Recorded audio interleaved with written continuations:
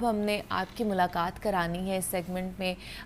बहुत ही मारूफ शख्सियत हैं और एक बड़ा नाम है अदब में, पाकिस्तान देखा जाए पाकिस्तानी शख्सियत हैं और मारूफ शायर हैं। अब्बास ताबिश हैं जो जागो लाहौर के ख़ास तौर पर मेहमान बने हैं।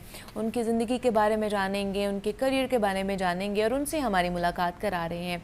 अहमद हमाद साहब प्रोफेसर हैं और साथ ही साथ मुसन्निफ़ हैं, शायर हैं। तो क्या बातें हो रही हैं, क्या गुफ्तगू हो रही है, आइए उन्हीं की तरफ चलते हैं।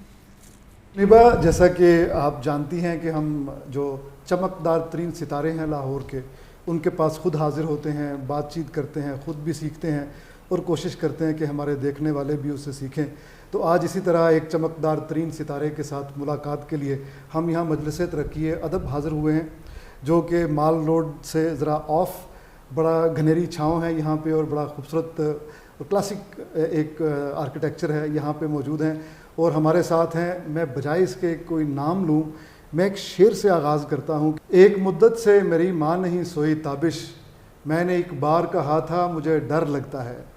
तो आपको पता चल गया होगा कि हम आज मौजूद हैं जनाब अब्बास ताबिश साहब के पास और इनसे हम गुफ्तगू करेंगे। अस्सलाम वालेकुम सर। वालेकुम अस्सलाम सर, आपका शुक्रिया, आपने वक्त इनायत किया। बहुत मोहब्बत आपकी, आप तशरीफ़ लाए। सर, हम अहमद फराज के बाद अगर कोई चमकदार तरीन सितारा, लाहौर के तो आप हैं ही माशाल्लाह, लेकिन गज़ल के हवाले से भी देखें तो आपकी गज़ल बड़ी शानदार और जानदार है।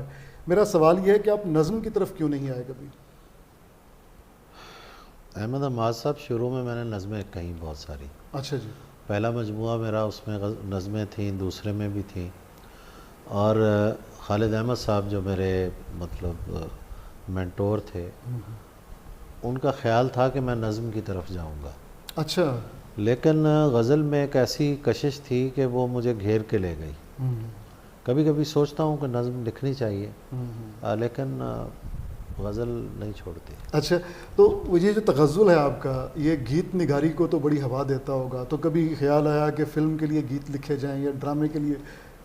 नहीं, कभी नहीं। अच्छा। कभी नहीं। वो इसलिए कि जो काम मैं नहीं कर सकता वो मैंने ज़िंदगी में कभी नहीं किया। मसलन मैं हमसाया मुल्क में गया, बॉम्बे फिल्म इंडस्ट्री ने मुशायरे में बुलाया। अच्छा। मुशायरे के बाद 2-3 डायरेक्टर्स ने कहा कि आप हमारे लिए गीत लिखें। मैंने कहा यार, मुझे आता ही नहीं गीत लिखना, तो मैं क्यों लिखूं? अच्छा। ना, जो काम नहीं आता वो किया नहीं है। बहुत खूब। वरना देखिए, बात ये ना कि हमारे लोग जो है ना, वो एक पैकेज की सूरत में आते हैं जी। थोड़ी सी एक्टर बन गए, थोड़े से शायर, थोड़े से कालम निगार, थोड़ी सी PR, बिल्कुल ठीक, थोड़े से कोई और काम कर लिए, मैं अब कहना नहीं चाहता तो सारे मिल मिला के कोई ये हो जाता है। बिल्कुल। मैंने सारी ज़िंदगी गज़ल की तरफ लगाई है और बस यही दुआ करता हूँ कि अल्लाह ताला इसमें बरकत डाल दे। माशाल्लाह, अल्लाह ने डाल दी सर बरकत। अच्छा, मैं हैरान होता हूँ ताबिश साहब, आप चूँकि हमारे सीनियर हैं और हम आपको देख के सीखते हैं और आपके नक्शे कदम पे चलने की कोशिश करते हैं, लेकिन इसी उम्र में मेरा बहुत ज़्यादा सफ़र करने को दिल नहीं चाहता। मुशायरों की होती है दावत, लेकिन मैं देखता हूँ कि आप माशाल्लाह हमसे ज़्यादा एनर्जी के साथ और तहर्रुक के साथ मुल्क से बाहर भी जा रहे हैं, मुल्क में भी जहाँ कहीं मुशायरा हो तो हैरान कुन ये आपकी जो है वो सूरत है। और देखिए, बात यह है ना, मैं सोचता हूँ कि ज़िंदगी में कोई ना कोई थ्रिल जो है ना रहनी चाहिए। अच्छा जी। मेरे लिए थ्रिल है। अच्छा। हाँ। और फिर मैं ये समझता हूँ कि आप ने मुझे दावत दी है एक कुर्सी पे बैठने के लिए। मैं नहीं आता, कोई और बैठेगा ना, खाली तो नहीं रहनी। बिल्कुल बिल्कुल। तो ये एक मौका होता है, अल्लाह मौका देता है तो जाना चाहिए। बहुत अच्छा। मुझे अल्हम्दुलिल्लाह मेरे हम असरों से शायद ज़्यादा मौके मैसर हैं और करम है, पूरी दुनिया में ट्रैवल करता हूँ और जहाँ बुलाया जाता है और इज़्ज़त से बुलाया जाता है तो मैं चला जाता हूँ। बहुत अच्छे। अच्छा ताबिश साहब, हम देखते हैं कि आपने बहुत सारे नौजवानों के सर पे अपना दस्ते शफ़क़त रखा और उनको सैकल करके, उनको पॉलिश करके आपने चमकदार रोशन बना दिया। कभी ऐसे भी नौजवान कोई मिले कि जो चमकदार होने के बाद उन्होंने इनहराफ कर लिया हो और पलट के बैकफायर किया हो? कोई बात नहीं है, आपको ज़्यादा पता है मुझसे क्या इसका जवाब दिया जाए। ठीक है, अपने अपने ज़र्फ़ की बात है। मैं मायूस हो जाता हूँ, फिर उसके बाद सोचता हूँ कि नहीं यार, हमें गाइड करने वाला था ना, उसने हमें गाइड किया तो हमें भी करना चाहिए। बहुत अच्छा। जो भी कहते हैं तो मैं गाइड कर देता हूँ, बाकी उनका अपना नसीब है, मेहनत हर किसी ने अपनी करनी है। आप खुद उस्ताद हैं, आपको जो मालूम है आप पूरी क्लास को बताते हैं। अब पूरी क्लास तो नहीं ना उसको पिक करके जाती, दुरुस्त। 2-4 बच्चे होंगे जो पिक कर लेते हैं, उसके बाद वो आगे निकल जाते हैं। बिल्कुल तो ये ज़र्फ़ की बात है। वैसे अब तो खैर सीखने का काम भी लोगों ने छोड़ दिया हुआ है, क्योंकि ऐसे ऐसे हमारे सूफ़ी शुअरा और पता नहीं क्या क्या शुअरा आ गए हैं जो कहते हैं किताब ना पढ़ो, बिल्कुल ठीक। उससे किसी के असरात आ जाएंगे। शायरी जो है ये रियाजत का काम नहीं है, ये तो इल्हाम का काम है, और जो हो जाए बस उसे सोशल मीडिया पे डाल दो, रौला डाल दो कि बड़ी चीज़ आ गई।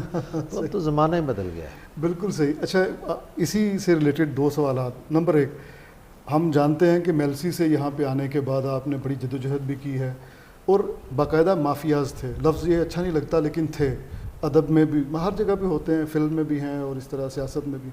तो उन माफियाज के ख़िलाफ़ आपने बड़ा जिहाद किया, लेकिन कहने वाले अब कहते हैं कि अब ख़ुद ताबिश साहब माफिया बन चुके हैं, इस पे आपकी क्या राय है? पहली बात यह है कि किसी माफिया के ख़िलाफ़ मैंने कोई जिहाद नहीं किया। अच्छा। ना, सबसे बड़ा जिहाद क्या होता है, आप जो काम कर रहे हैं ना कमिटमेंट के साथ करें, ठीक है ना। और मैं समझता हूँ कि शायरी का रास्ता कोई नहीं रोक सकता। वाह। शायरी का रास्ता सिर्फ खुद शायर रोक सकता है जिसकी शायरी है। अच्छा। जो कहीं नहीं पहुँचा, अगर आप किसी साइकोलॉजिस्ट के पास उसे बिठा दें तो वो आपको बता देगा कि भाई अपने रास्ते की रुकावट ये खुद है, कोई नहीं है। बहुत अच्छा, बहुत अच्छा। बाकी कोई माफिया वाफिया कोई नहीं होता। सिर्फ मसला ये है कि हम अपनी नाकामी जो है ना वो किसी के ज़िम्मे डालना चाहते हैं। ये बच्चे से लेके बड़े तक ये एक साइकी चल रही है। बच्चे के नंबर कम आए तो वो कहता है जी मेरे पेपर किसी ने अपने नाम लगवा लिए, हालांकि ऐसा नहीं होता। बिल्कुल ठीक। ठीक है ना। बिल्कुल सही। नाकामी की हम जस्टिफिकेशन ढूंढते हैं, रीज़न नहीं ढूंढते। रीज़न जो है वो बंदा खुद होता है। बहुत अच्छा। मैं ज़िंदगी में जितना मैं नाकाम हुआ हूँ कोई भी नहीं हुआ होगा, लेकिन मैंने कभी किसी के ज़िम्मे नहीं डाला। कभी आपने मेरा कोई इंटरव्यू पढ़ा होगा जी फ़लाँ ने मेरा रास्ता रोका, फ़लाँ ये वो सारा, कोई किसी का रास्ता नहीं रोक सकता। ये बिल्कुल एक वहम है और पता उन्हें भी होता है, लेकिन चूँकि दुनिया को बता बैठे होते हैं कि हम गालिब जितने शायर हैं, लेकिन दुनिया लिफ्ट नहीं कराती तो वो कहते हैं जी फ़लाँ की वजह से हम रह गए। बिल्कुल सही। तो यहाँ से दूसरा सवाल जहन में जो आ रहा था वो ये था कि ज़फ़र इकबाल साहब के दौर में आपने गज़ल कही और क्या खूब कही, और ज़फ़र साहब इस वक्त मौजूद नहीं है, सुन तो रहे होंगे कि कहा यह जाता है कि जो उनके रंग में नहीं लिखता उनको वो शायरी नहीं मानते, और जो उनके रंग में लिखता है वो दाल दलिया में भी उसका जिक्र आता है और फिर वो खूब प्रमोट भी करते हैं। तो लिसानी तश्कीलात का इतना सैलाब जब आया, वो नज़्म में भी आया, गज़ल में, ज़फ़र साहब, तो आप उन असरात से कैसे महफूज रहे? देखिए जी, ज़फ़र इकबाल जो हैं उनकी शायरी मेरा पहला इश्क है। अच्छा। यस। सबसे पहले मुझे और मेरी नस्ल के जितने भी शायर हैं 80s के, उनको ज़फ़र इकबाल ने मुतासिर किया। लेकिन मसला यह है कि ज़फ़र इकबाल साहब के साथ आप उतनी दूर तक नहीं जा सकते जितना आप क्लासिकल जो हमारे क्लासिक्स हैं उनके साथ जा सकते हैं। सही। ये मामला है। बिल्कुल ठीक। तो उसके बाद ज़ाहिर है मैं क्लासिक्स की तरफ चला गया, और रिवायत का एक ये फ़ायदा है कि उसमें आप गज़ल के बातिन में तजुर्बात करते हैं, ज़ाहिर में नहीं करते। वाह, ये है। बहुत अच्छी बात की है। और हमारे बहुत से शायर हैं जो अब भी अंग्रेज़ी के लफ्ज़ इस्तेमाल करके वो समझते हैं हमने नया शेर कह दिया। उस शेर पर जब गौर करें तो कोई क्लासिकी शायरी का एक पेश पा उफ्तादा मजमून उसके अंदर सिसक रहा होता है, जिसने कोई लंडे का माल पहना हुआ है और वो चल रहा है। तावे साहब, यहाँ से कुछ लोग ये भी कहते हैं कि आप अपने मिसरे पे रंदा इतना ज़्यादा फेर देते हैं, इतना ज़्यादा सैकल करने की कोशिश करते हैं कि उसमें जो शेरी पल्प है वो मर जाता है या मुतासिर होता है, लेकिन आपका एक स्टांस है, तो वो हमें भी इनायत कीजिए, वो स्टांस वो क्या है?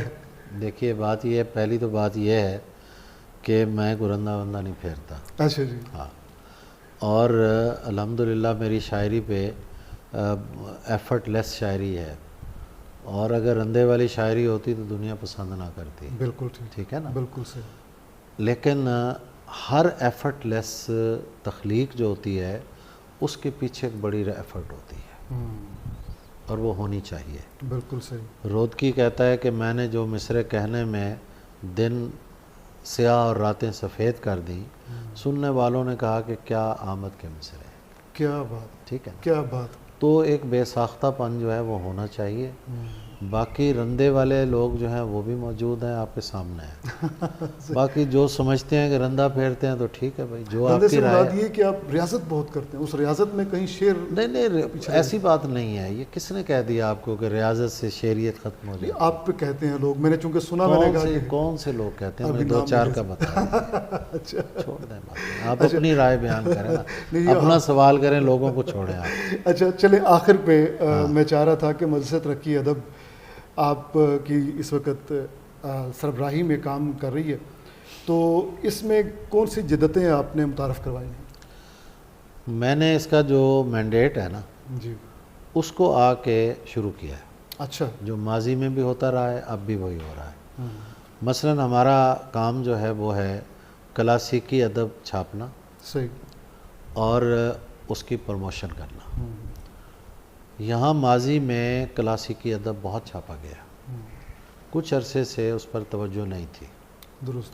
रीप्रिंट होने वाली बहुत सारी चीज़ें हैं। मसलन एक हमारा बहुत बड़ा प्रोजेक्ट था जो डॉक्टर जमील जालबी ने तारीख़ अदब उर्दू कासमी साहब को तोहफ़ा तन दी थी, जो गुज़िश्ता कई साल से वो नहीं छपा। सही। ओहो, और ये कहा जाता रहा इसे कौन पढ़ता है। ओहो, अच्छा। मैंने आके वो बड़ा प्रोजेक्ट जो है कुछ 5-5.5 हज़ार सफ़े का है, जी जी जी, 4 जिल्दों में, जो बड़ा प्रोजेक्ट था, क्या वो मैंने किया। फिर पिछला साल जो है वो मीर तकी मीर का 300 साला जश्न सालगिरह था। अच्छा उन पे मैंने सहीफ़ा का मीर नंबर छापा, अच्छा, जिसमें 40% इंतखाब और 60% मैंने हिंदुस्तान और पाकिस्तान से नए मजमून लिखवा के वो एक नंबर छापा। क्या बात, बहुत अच्छा। इसके अलावा नासिर काज़मी का इंतखाब मीर का वो हमने प्रिंट किया। जी जी। फिर एक साहब थे अब्दुल मजीद जज़दानी, उनकी एक किताब मैंने पढ़ी थी बदननामा मीर, बहुत पहले। तो वो है सरापा पर मीर के अशार।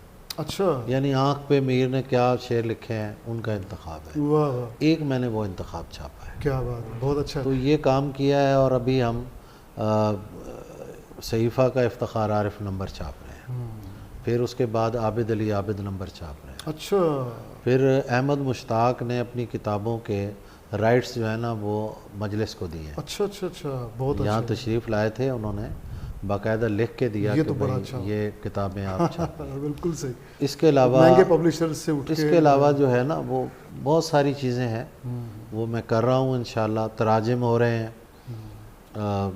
बहुत सी किताबों के हो चुके हैं, कुछ करवा रहा हूँ मैं। कोशिश कर रहा हूँ कि मैं जब तक हूँ यहाँ कुछ काम कर सकूँ। आखिरी सवाल एक इसी से रिलेटेड, बहुत दिल तो चाह रहा है कि हम जश्न जॉन एलिया पे बात करें, जश्न इफ्तिखार आरिफ पे, इश्काबाद पे बात करें, वक्त की बहुत कमी है। सिर्फ ये पूछना चाह रहा था कि इस जदीद दौर में जबकि इंस्टाग्राम, फेसबुक, टिकटॉक वगैरह और स्टोरी का जो एक मतलब 59 सेकंड्स का, इसमें हमें मजलिस तरक्की अदब अगर नज़र आए कोई चीज़ उसमें, तो बच्चे इस तरफ ज़्यादा सर स्टूडेंट नहीं। मैंने आके IT सेक्शन बनाया। अच्छा जी। इसका पेज बहुत ग्रो कर रहा है। अच्छा। वेबसाइट इसकी ऑपरेटिव है, और इसके अलावा रील्स बनती हैं, वो सारी लग रही हैं। और मैंने 1 साल में इसी IT के ज़रिए 40 लाख की किताबें बेची हैं।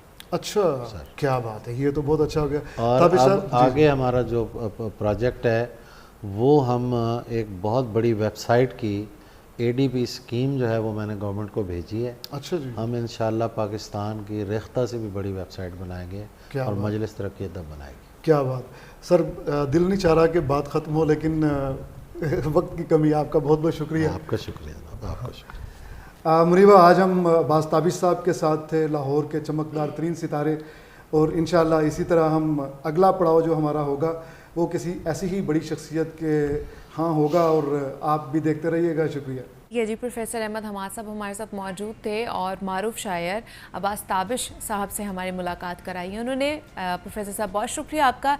इसी नोट पे मुझे इजाज़त दीजिए, अपना ख्याल रखिएगा। अल्लाह हाफ़िज़।